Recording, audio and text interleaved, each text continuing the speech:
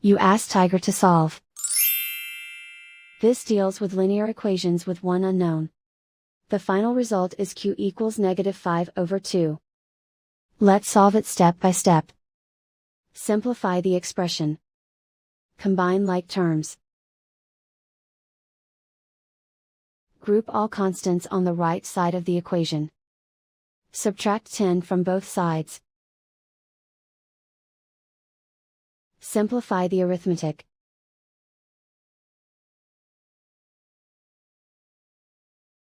Isolate the q.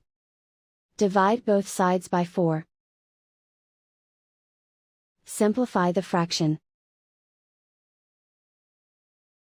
Find the greatest common factor of the numerator and denominator. Factor out and cancel the greatest common factor. And so the final result is q equals -5/2.